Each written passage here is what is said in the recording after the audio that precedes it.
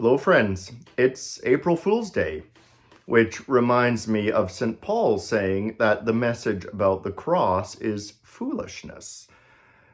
And I don't need to tell you that to publicly identify oneself as a Christian is to risk being thought a fool. But being a fool is actually an ancient and important vocation. For example, in the Eastern churches, there's a venerable tradition of the Salos, the holy fool.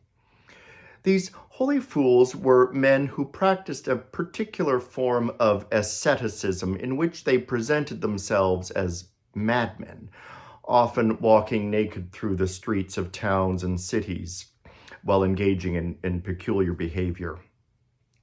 They were either nomads or pilgrims, and they appeared during periods of complacency in church and society, essentially keeping alive the scandal of the naked, accursed Savior.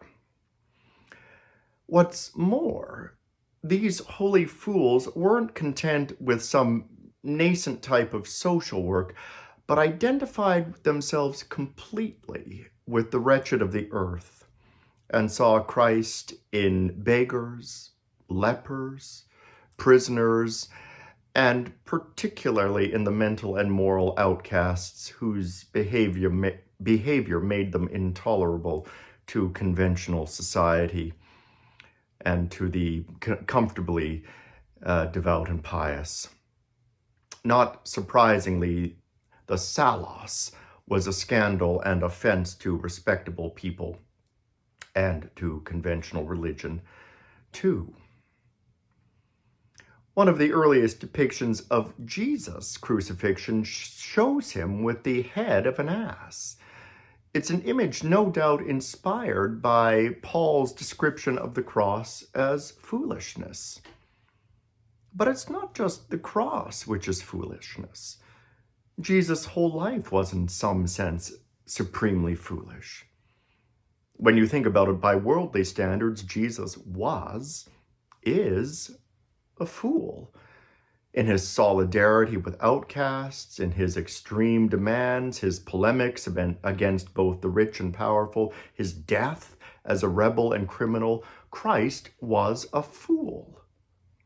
And thus the idea of being a Christian, of following a man who by the world's standards was a loser, to say nothing of patterning our lives after his, seems to be the ultimate folly. So to call Christ King is in a very real sense to be part of this tradition of holy foolishness.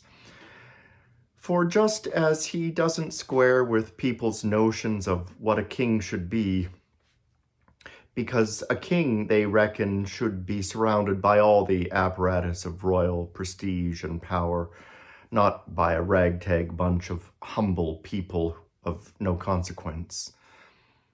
A king, we think, rides in a golden coach, not on the back of a stupid ass.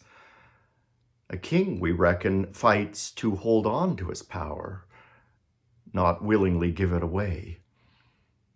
A king, we reckon, is a remote figure, removed from the vicissitudes of life, not someone who walks among the people and shares in their suffering. A king, we reckon, has a dazzling throne encrusted with jewels, not a rude cross smeared with blood. But you see, to follow the foolish king, you don't need to be successful or popular or even necessarily good.